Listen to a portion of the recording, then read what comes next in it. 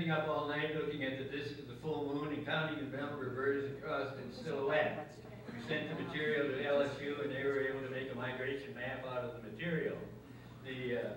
So this is a spoof on that. So that's supposed to be the moon, a surprise moon.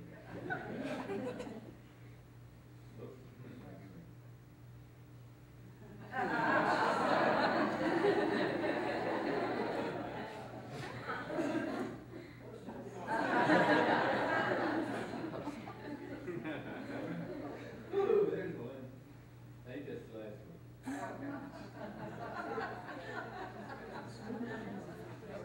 So, this, speaking of artists, my oldest daughter illustrated some of the, along with David Plank, provided illustrations for the bird book. And this eagle, her eagle portrait, was actually accepted by. They made a poster out of it and sold it in the gift shop for that year that they called the Year of the Eagle. And so that brings us to the subject of the bird book. And I'll show you some things that are included in the bird book. For example, migration maps of birds coming to Arkansas.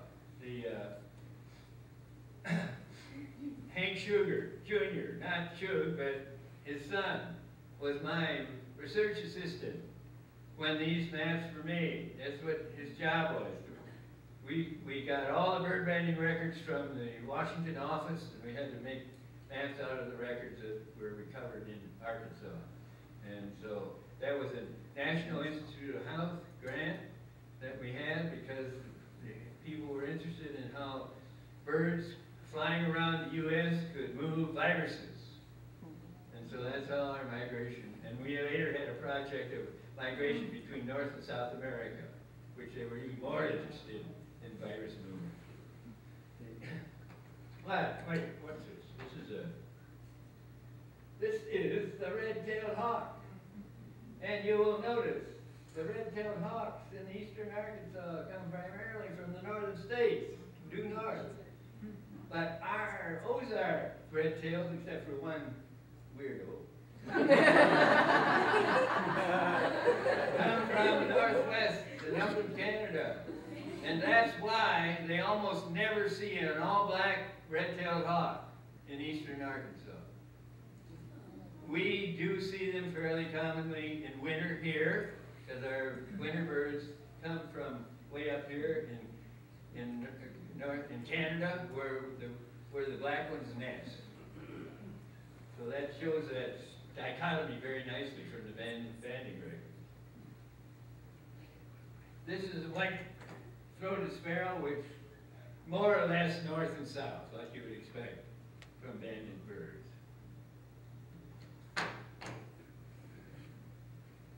This is the white crown sparrow. The white crown sparrow is one of those species that migrates this direction through the coniferous forest of Canada and then turns the corner in New England and comes southwest. So we get birds, most of our banded white crown sparrows come from New England. They don't nest there. They didn't nest up in Canada. And here's the purple finch. It's another species that does the same thing. Turns the corner in New England. And I put this Franklin skull in here because it shows an interesting phenomenon. They nest in the marshes of the prairie marshes of the interior of the U.S. and Canada, and they come south into Mexico.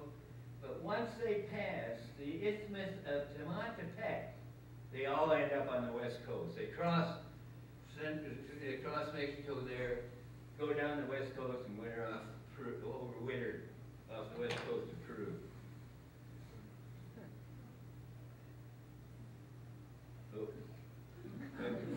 Something else to say about it. When Joe and I were proofreading the pages for the bird book, we were also involved in a massive project sponsored by the National Science Foundation to do research on the effect of emerging cicadas, periodic cicadas in northwest Arkansas, the bird population. Did that big food supply affect the bird populations or not? Well, when Joe and I were reading that, you remember this, Joe, we had to, we were going out before daybreak to onto our census plot, census of birds. Then we'd come back and flop in bed until after lunch and then proofread, the galley proof, the rest of the afternoon.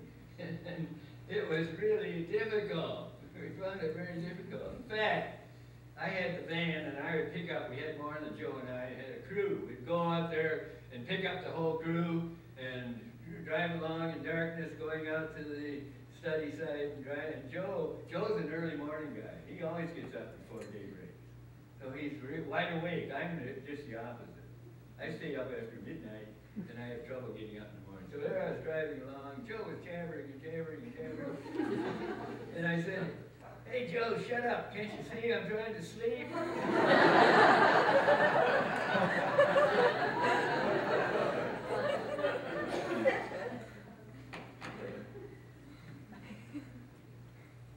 Dan, this is a trip down to, this is the sign I took pictures of. There's a snow around there, but this is, notice the pine trees. Oh, pine trees in the background. That was going to see the study site, do work on the study site of the red-cockaded woodpecker down in the Waldron area, and then in the Washita National Forest. Here's the red-cockaded woodpecker. You can see the sap wells that it drills to make pine sap run, and it turns out the black rat snake is very sensitive to pine sap, doesn't like it at all. So this protects the cavity against snake predation. But also another problem with cavities is that other woodpeckers come along and make the opening bigger, and then take over the cavity, the bigger woodpecker. So in order to protect a red-cockaded woodpecker cavity, the idea of putting up restrictors, metal restrictors, so that the other woodpeckers couldn't enlarge the cavity. And here is a picture of a woodpecker at the cavity. And one of my grad students, Barbara Ralston, for her thesis, studied whether restrictors were uniformly accepted or not. So she had study sites in Mississippi, Louisiana, and Arkansas, where some of the cavities had restrictors and some did not, and she was supposed to see whether the abandonment rate was the same in both or different. She found out there was no difference between acceptance of the restrictor and other cavities, so restrictors work. She found out restrictors work. But just as she was doing her study, a famous woodpecker researcher shortened the bill of the red-cockaded woodpecker pecking on that metal. So I said, "Okay, Barbara," she was just getting started on her field research. "Okay, Barbara, you have to get up there and get those birds." So she had to get a ladder and her study sites and captured the birds and measured bees. Those that were on restrictors and those that were not. And she found there was no difference. This restrictor was not affecting the numbers of the bees. So here's down there in the Washita National Forest, going up to get adults or young out of the nest to band them. This is the banding operation. And as a matter of fact, there's Barbara right there.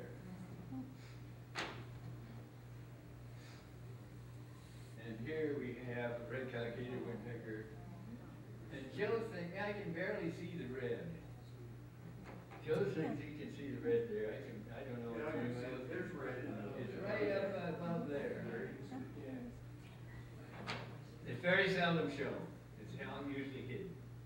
You have to have an excited bird to make it show. And it's the male that have it. And speaking of cavity nesting birds, this is a somewhat larger bird in a different continent. This is South India, studying the great hornbill, which Cannon and I have studied in great length. And in this case, the female seals herself into the cavity with her own fecal material, which forms a cement and leaves a slit, so the male comes and feeds her and the young after they hatch. So all the food has to be delivered by the male bird. And here he is at the great pied hornbill is an endangered species in India and most other places. And he's now delivering a endangered species of flying squirrel to the but notice the yellow on the head and yellow on the beak. Well, this bird has an oil gland at the base of the tail, where the tail feathers attach to the rump, the top of the rump, and then oil is yellow in color, and the bird rubs its beak and head on that oil gland, and this is a bird that uses a cosmetic. So, well, when the food is delivered, the female and the young and female do not want to defecate inside the nest. That would be bad news. So they defecate through the slit, and that makes a pile of a mitten, we call it, a pile of seeds at the base, so we can go into those middens and figure out what the bird's eating. They eat a lot of different things, and including strychnine. We'll find strychnine seeds there, and they can survive strychnine. But what they eat mostly, and that's because figs are available year-round there. The other foods are not year-round. They mostly eat figs. And so here I have a slide that I took on one of my trips. Oops, no, sorry.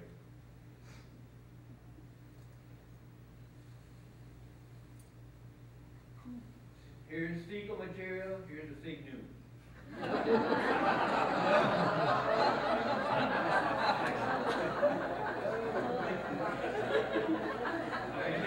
happen to have fig newts with me for a snack because people had never heard of them. But you see, they're both crammed full of tiny seeds.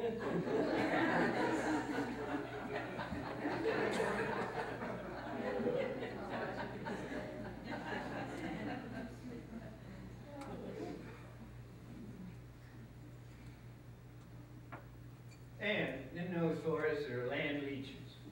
And these are a few of them on my backpack, but they're very numerous, and particularly when it gets a little moist or the rainy season begins, it's not much of a problem in dry season, but you can see them coming at you from all directions. They have some way of sensing people from a distance. And one time, Ken and I were going after nests. When we got to a nest, we measured the measurements of the tree, height and diameter and so forth. Then also we measured the vegetation around the tree. And actually we found no nests ourselves. Cannon had distributed postcards to people in the villages in that area, 2 states. The state of Tamil Nadu was one part of the study area, and Kerala was another part. And the state line ran right down the middle of our study area in the woods. And of course, Cannon couldn't speak any of it. In India, every state has a different language. Cannon could not speak to the people in Kerala. So we'd have to find people that could speak English. But anyway, we were hiking and getting into land leeches. Well, once we got the postcards back, each guy got a small reward. It was ridiculous, $5 or something like that. And so then we had to go find the nests, and they were way all over the place. There are no 2 nests near each other. Took 1 nest a day practically to get there and measure. But at one point, we were getting land leeches, and Ken stopped and says, well, the Brits were here last week. I showed them bird watching, and he left me some 50% deep. So we put on the 50% deep and proceeded, and the land leeches were still getting at it. So I stopped and said, well, Cannon, we're going to have to bring up the heavy artillery. I've got some 100% deep. So we put that on and walked away, and Cannon says, how come you put it on one leg and not the other? I said, one's the experimental and the other's the control.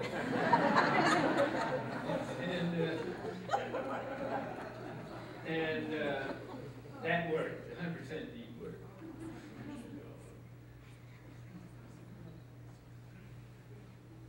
And speaking of land leeches, we ran into them in Nepal too. Here's doing vegetation samplings in Nepal, much like we did in India. We find a bird, we find a bird, identify the species, measure the vegetation around that bird, and then analyze it with respect to other birds.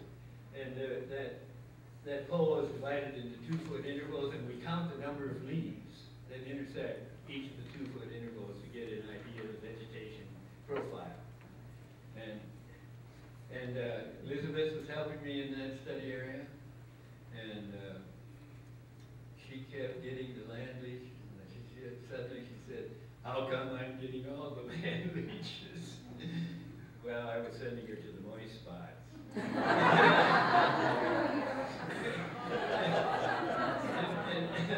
and that blew my cover, so after that, we both got the land leech.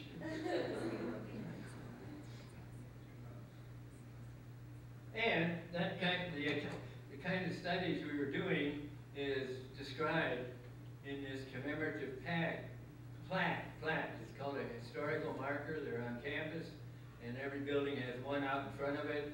And this is the one out in front of the biology building, talking about a new statistical way of looking at habitats of animals. And we use it primarily with birds, but a lot of other people will use it with other organisms, which actually takes a very complex system and boils it down into simpler combos. And this was done with Fran James and Hank Sugar Jr. working in my lab, and in the early 1970s, and with the help of a mathematics professor, we came up with the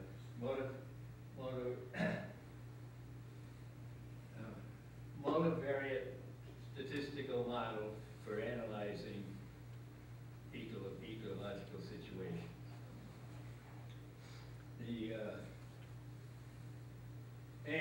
That kind of study results in this. This was done at Pea Ridge National Park, and if you notice that even though we measured about 20 different habitat variables, they all boil down into one simple system: birds that are in open country compared to birds that are in dense shrubland. This didn't go into the forest. So here we have eastern meadowlark and eastern kingbird, which are in open grasslands, right? You don't really get the shrubs coming in here. Enjoy indigo bunting, yellow-breasted shad, the cardinal, and the brown thrasher, which I'll go into in a moment. But the white-eyed vireo is by far the thickest, dense thicket of any birds in the Ozarks. You find it in the densest thicket.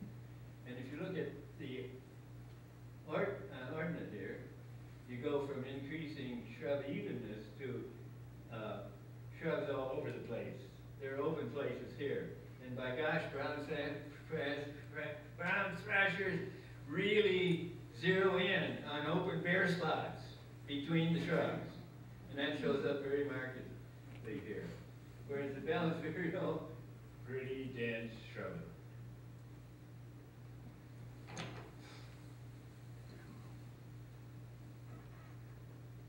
This is another kind of thing that can be done with that multivariate statistics. You can arrange the birds from open country: dick thistle, kingbird, eastern kingbird, eastern meadowlark, eastern bluebird, mockingbird up here, white-eyed vireo, yellowthroat, Bell's vireo, roof-sided towhee, prairie warbler. And you notice this goes from open country here to dense shrubland here, open country to dense shrubland. And you can figure out how much of the habitat was accounted for. So you start out with 0%, you can end up with all of it, 100%. Also, you can add up the number of species of birds, so you get to around 16, I think. 16/16 would be 100%, 1/16 would be down around here. So you can get the percentage of birds and the percentage of the vegetation, and you look at 50% of the vegetation. Half the vegetation now is accounted for, but only 30% of the bird species. Whereas you get up here, in the last 20% of the vegetation, you find almost, I can't quite read that. almost 60% of the birds are packed into the most, and this is a test of the hypothesis that bird species zero in on complex habitats. So this confirms that idea. And we did the same studies in Africa. This is Africa. Some more of Africa. And here's my picture of Kilimanjaro, which doesn't have that much of an ice cap now, but it's with an elephant herd beneath. This is from Kenya. And also birds there. These are lesser flamingos at Lake Nakuru. When you fly out of Nairobi, you see these things pink all over the lake. And my favorite family of birds, starlings. They are so beautiful and so iridescent, and there's so many species. They rival hummingbirds in color. And even the minor birds are in this starling group. So this is the blue-eared glossy starling, which happened by on my telescope. And here's the superb starling. And there are many, many species that rival all these. And Africa has hornbills too, except they're smaller than Asia. They eat insects, whereas the Asian ones eat fruit. So, actually this compares Arkansas and Africa.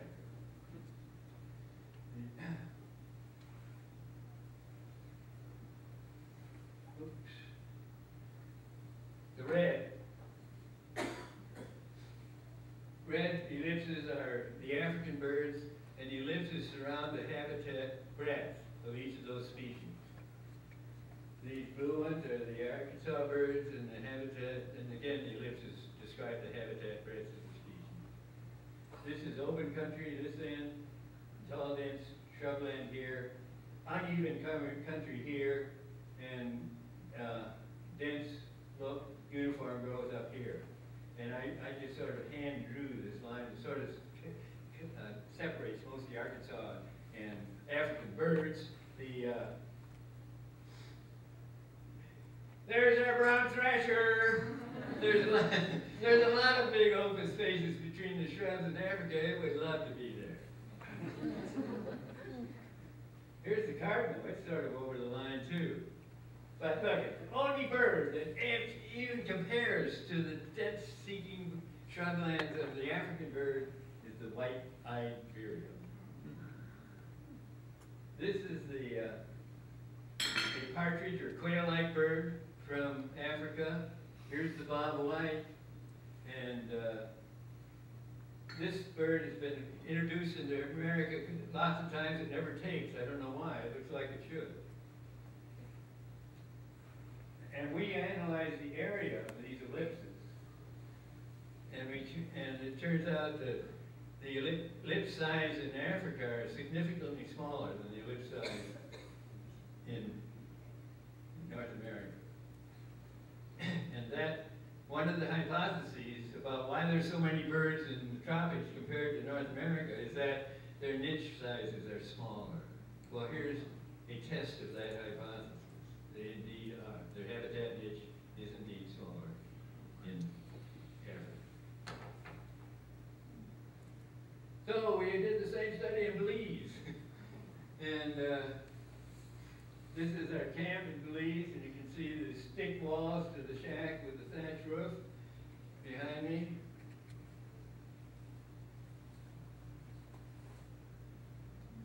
So we not only did census birds in different habitats, but we also netted them, banded them, and let them go. So the best way to really photograph birds is to net them, take them out of the net, hold on to them, and take a picture.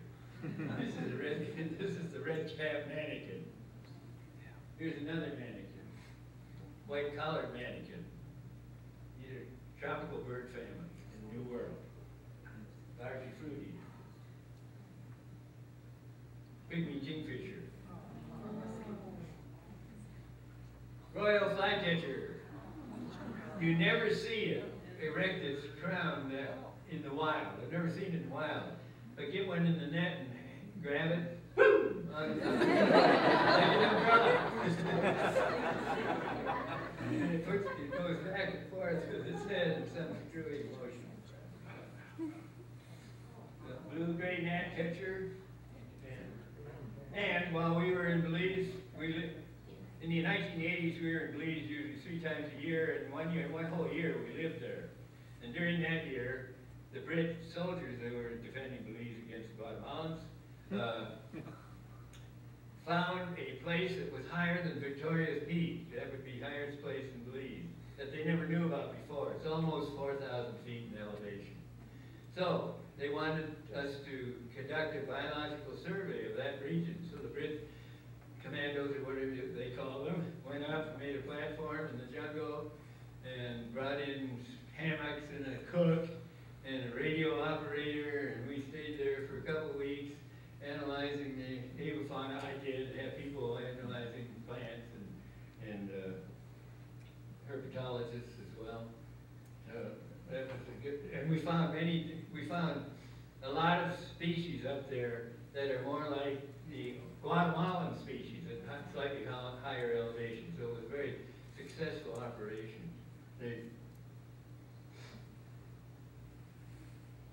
We found a palm tree that stood about the size of this podium, only was rounded at the top and it looked like a yeti. It had long red kind of fur-like material all over it. This palm tree sits there for years, waiting to sprout. And when it sprouts, a hurricane comes through, knocks down under the other timber, and whoop, up it goes. It's the hurricane opportunist. And it's we just discovered it for the first time in Belize. It's well known. It's more commonly known in Guatemala, but it's extinct in